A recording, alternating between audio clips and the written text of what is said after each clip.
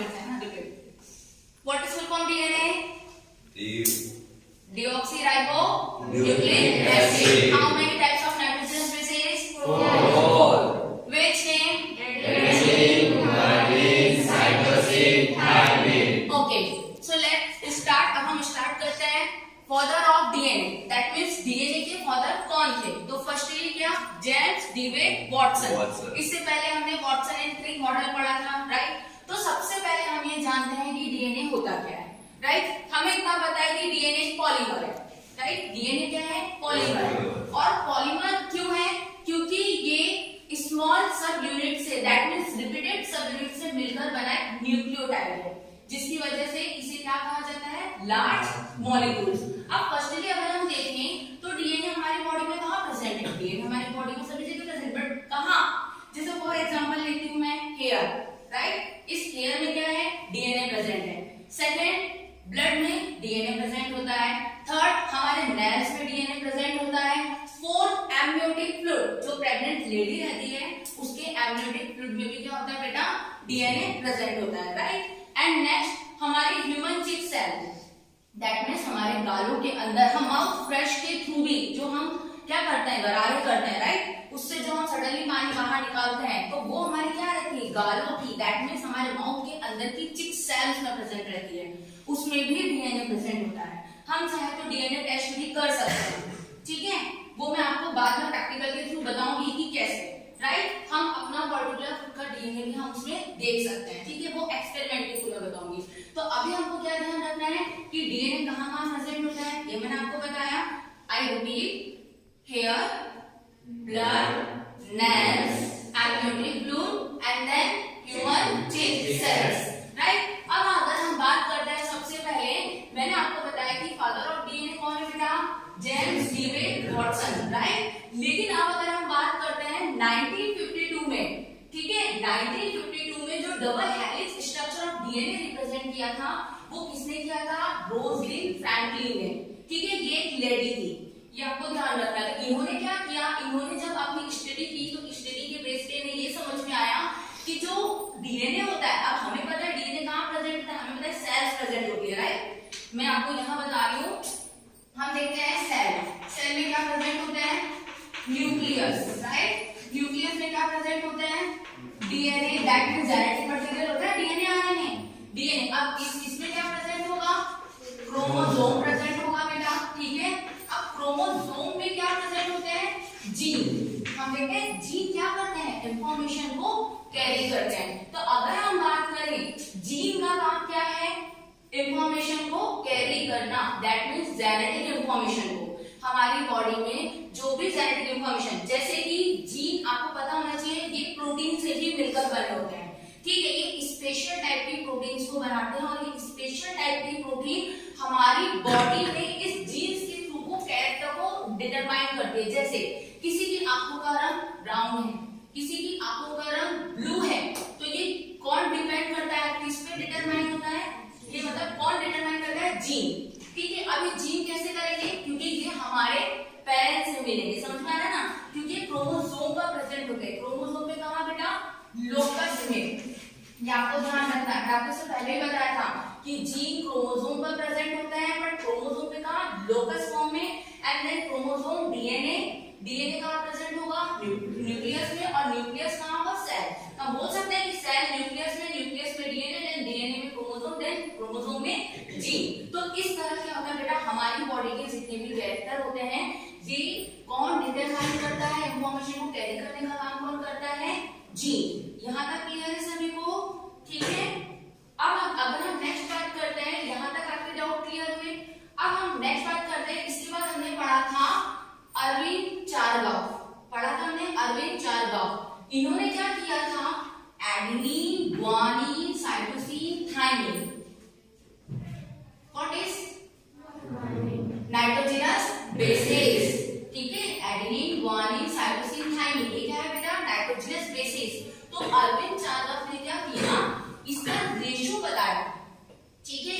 Actual में तब जाके ये आइडेंटिफाई हुए थे कि भाई नाइट्रोजनस बेसेस है। नहीं तो हमने इससे पहले पढ़ा था इसमें क्या क्या प्रेजेंट होता है? प्यूरिन एंड पायरीमिडीन, ये हमने पढ़ा था, ठीक है? अगर हम प्यूरिन की बात करें तो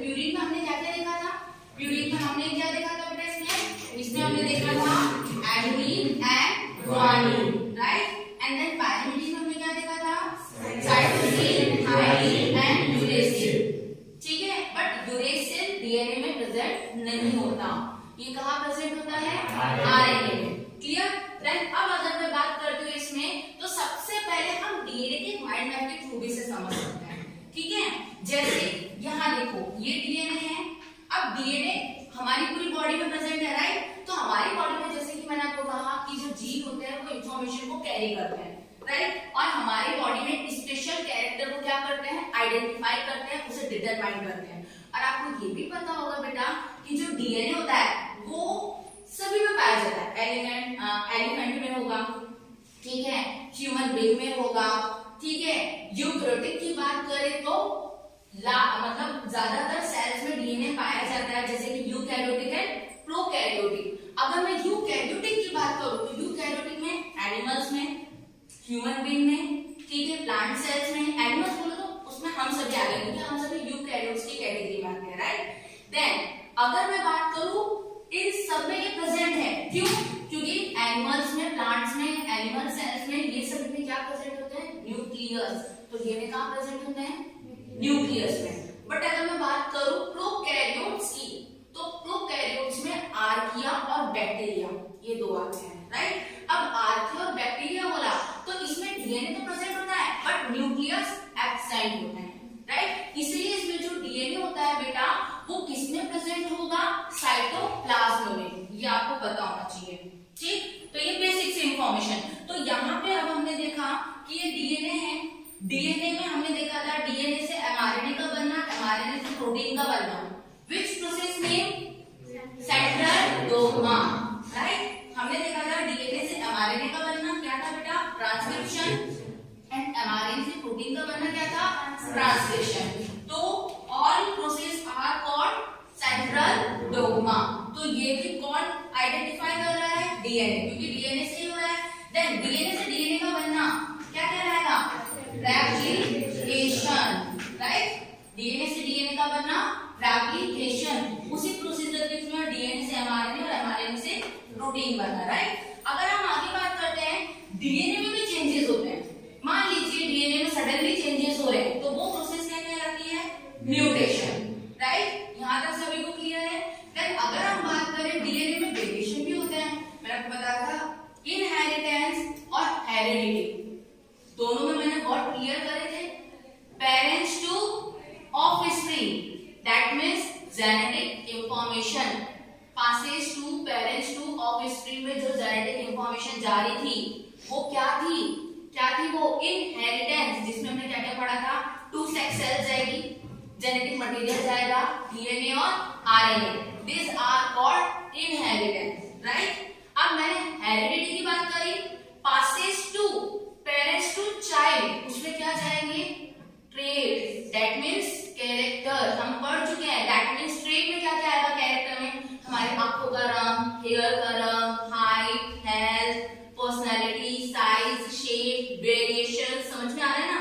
ये सभी किसमें कन्वर्ट होगा, हेरिडिटी में, राइट। तो हेरिडिटी और इनहेरिटेंस देखा जाए तो एक ही है, बट दोनों को अगर डिटेल में पढ़ा जाए तो दोनों की डेफिनेशन में डिफरेंस है। क्लियर हुआ ना। तो जेनेटिक इंफॉर्मेशन जिसमें टू सेक्स सेल्स और जेनेटिक मटेरियल ट्रांसफर हो रहा है वो क्या कहलाएगा, इनहेरिटेंस। और मेरा हेरिडिटी, दैट मींस ट्रेट की बात हो रही है जो पेरेंट्स टू चाइल्ड में कन्वर्ट होगा, ठीक है ना, पासेस होगा, कन्वर्टिंग पासेस होगा, राइट, जिसमें हमारी पूरी साइज, शेप, कलर आएगा। क्लियर। तो यहाँ पे मैं वेरिएशन के लिए ये चीज रिपीट कर रही हूँ, राइट। तो ये जो वेरिएशंस होता है, हमने वेरिएशंस में यही होता है, वेरिएशंस में बहुत सारे हमें वेरिएशन देखने को मिल सकते हैं, ठीक है, चाहे वो हमारा साइज हो, कोई टॉल होता है, कोई डार्क होता है, देखते हैं ना, किसी का साइज अलग होता है, किसी की आइज का कलर अलग होता है। तो ये सब हम पढ़ चुके हैं, किसकी वजह से होता है बेटा, जीन की वजह से। और क्रोमोसोम, पर्टिकुलर एक हेल्दी पर्सन में क्रोमोसोम कितने होते हैं, 46 क्रोमोसोम होता है, राइट। अब 46 क्रोमोसोम होते हैं, मैंने आपको बताया था कि जब मेल का सिंबल XY, फीमेल का सिंबल XX, जब मेल और फीमेल में जब आगे पॉपुलेशन की प्रोसीजर होती है और जब नई जनरेशन बनती है, चाहे वो मेल मतलब सन बने या डॉटर बने, ये भी मैंने आपको बताया था ये किस पे डिपेंड करता है, मेल पे। इस मंथ हमने देखा था। तो इसमें जो भी क्रोमोसोम जाएंगे, अगर हम बात कर रहे हैं किसकी, ये XX है, ये XY है, ठीक है, इसमें से जो भी आगे बनेगा, या मान लो यहाँ से X आ रहा है, यहाँ से Y आ रहा है, तो आगे जाके जनरेशन में क्या बनेगा, XY।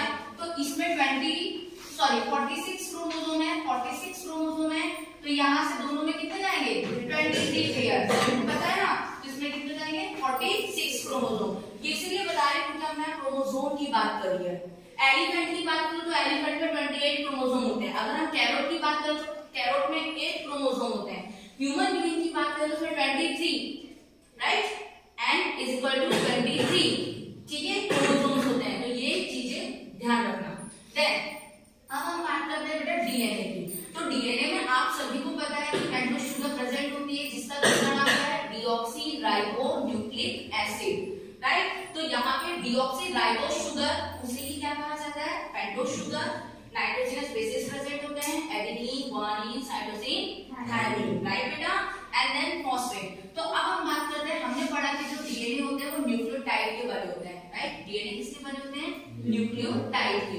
अब न्यूक्लियोटाइड के अगर डीएनए बने होते हैं तो हम इस न्यूक्लियोटाइड के अगर सीक्वेंस को देखें तो इसमें फॉस्फेट, शुगर और नाइट्रोजनस बेसेस प्रेजेंट होते हैं।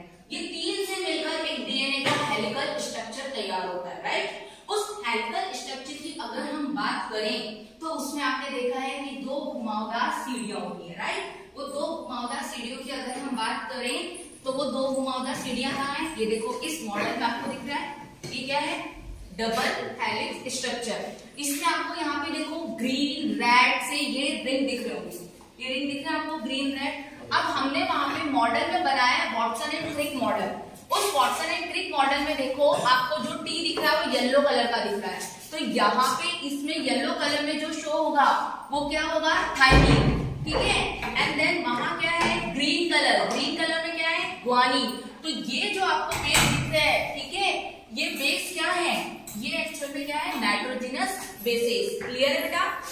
दूसरी कंडीशन, आपको इन दोनों के बीच की डिस्टेंस पता है कितनी होती है, 3.4 एंगस्ट्रॉम। क्लियर।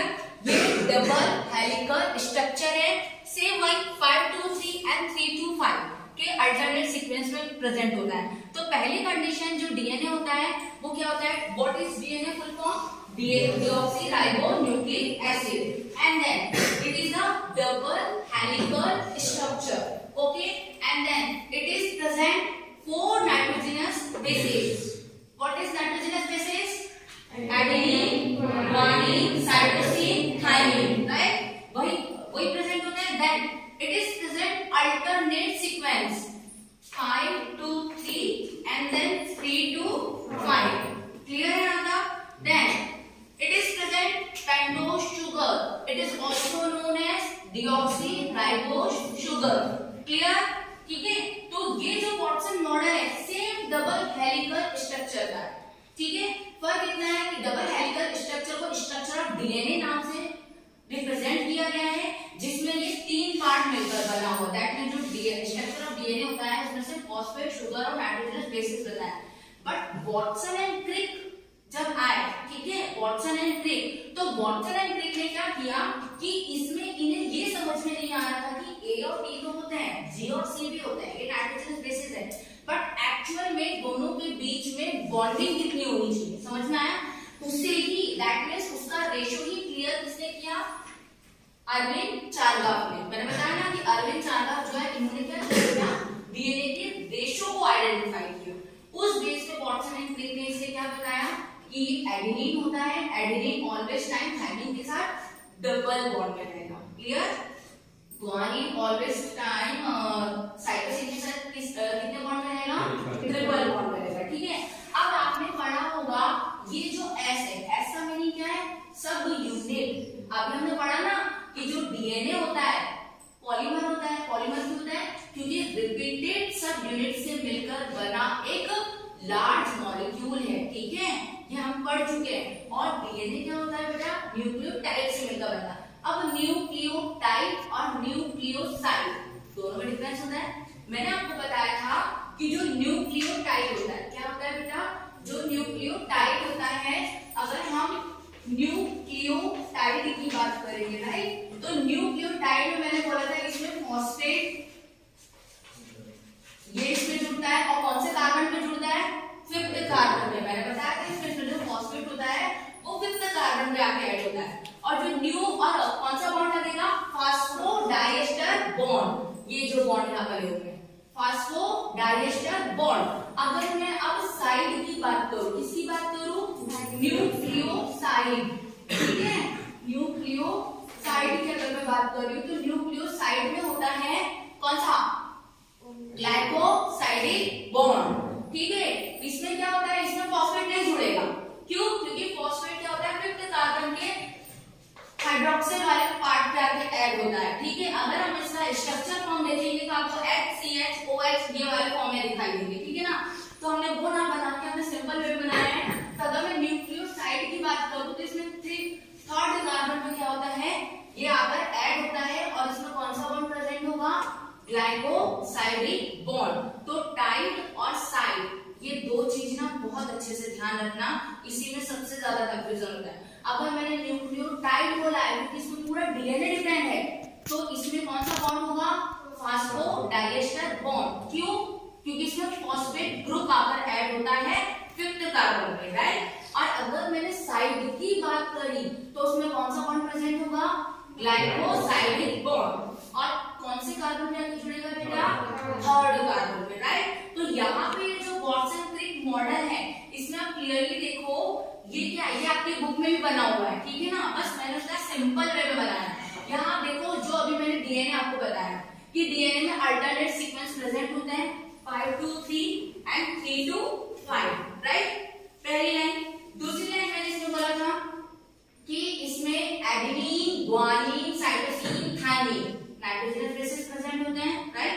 अब इन नाइट्रोजनस बेसिस की अगर मैं बात करूं तो हमने ये भी देखा है कि A always double bond D होता है, G always triple bond C होता है, ठीक है, and then C always triple bond क्या होता है, G, ठीक है, and then A always double bond T। यहाँ तक क्लियर है सभी को। तो अब ये जो S है ये सब क्या है बेटा, सब यूनिट है, क्लियर है यहाँ तक, क्या है ये, सब यूनिट है। अब अगर ये देखें तो ये क्या है, ये फॉस्फेट है, अभी हमने पढ़ा ना फॉस्फोडाइएस्टर बॉन्ड, तो यहाँ पे आप इसे क्या बोल सकते हो, फॉस्फोडाइएस्टर बॉन्ड। तो ये सभी फॉस्फोडाइएस्टर बॉन्ड है।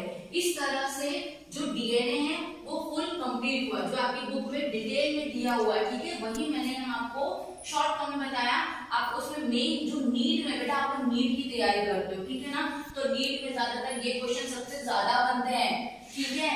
पहला कौन सा, जेम्स डीवे वॉटसन, ये फादर ऑफ डीएनए रहे, ये चीज आपको ध्यान रखनी है नीट में।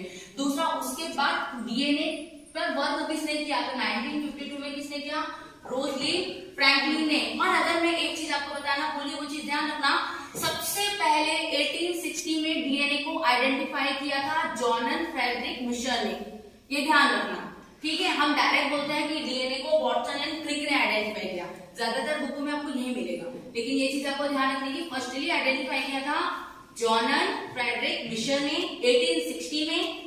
उसके बाद 1952 में कौन आया, रोजलिन फ्रैंकलिन, इन्होंने से डबल हेलिकल स्ट्रक्चर नाम दिया।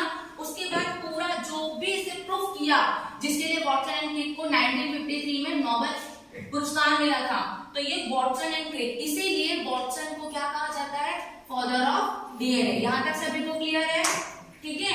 अब अगर मैं बात करूं डीएनए टेस्ट की, राइट, हमने इससे पहले डीएनए फिंगरप्रिंटिंग पढ़ा था, राइट। अगर मैं डीएनए फिंगरप्रिंटिंग की बात करूं तो हम पढ़ चुके थे कि डीएनए फिंगरप्रिंटिंग कैसे की जाती है। मैंने बताया था कि सपोज दैट अगर आपको, आपके पास एक हेयर भी है, ठीक है, या सेकंड कंडीशन आपके पास क्या हो, मान लीजिए आपके पास हेयर के साथ साथ ब्लड हो, अगर हेयर ना हो तो ब्लड, ब्लड ना हो तो नेल्स, ठीक है, और नेल्स भी ना हो, ये कुछ भी ना हो, तो हम हमारे माउथ की चीक सेल्स को हम ले सकते हैं, ठीक है, ये हमने पढ़ा था।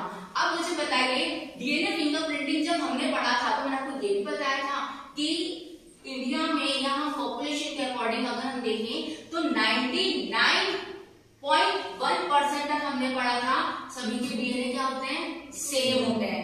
0.1% ऐसा होता है जो यूनिक होता है, राइट। तो सभी में क्या होता है डीएनए, सभी में डीएनए क्या होते हैं, एक जैसे होते हैं, लेकिन कुछ परसेंट जो पर्सन होते हैं वो ऐसे होते हैं जिनमें डीएनए यूनिक होता है, ठीक है, अदरवाइज डीएनए सभी में सेम होता है। अब अगर हम बात करें, जैसे मैंने आपको बताया था कि हम सभी के जो हैंड्स होते हैं, राइट, इस हैंड्स में ये जो हमारे फिंगरप्रिंट, जब आप कोई भी एग्जाम देते हो या नहीं देते हो, आपने देखा होगा कि जब थंब की प्रोसीजर की जाती है, क्या होता है बेटा, उसमें हम सभी के फिंगरप्रिंट आते हैं। कभी टैली किया कि सभी के फिंगरप्रिंट एक जैसे नहीं। अभी अगर मैं बोलूं कि मेरे मोबाइल में लॉक है, आप लोग उसे खोल लीजिए फिंगरप्रिंट से, खुलेगा? नहीं खुलेगा। क्यों? क्योंकि सभी के फिंगरप्रिंट क्या है बेटा? अलग है, डिफरेंट है। ठीक है, अब इस डीएनए में ऐसी क्या खासियत है कि वो यूनिक है? क्या खासियत है यूनिक, बताओ? पहली चीज हमने यहाँ जो पढ़ा है कि डीएनए होता है, क्रोमोसोम होता है, जीन होता है, इसमें मोस्ट इंपॉर्टेंट रोल प्ले करते हैं जीन।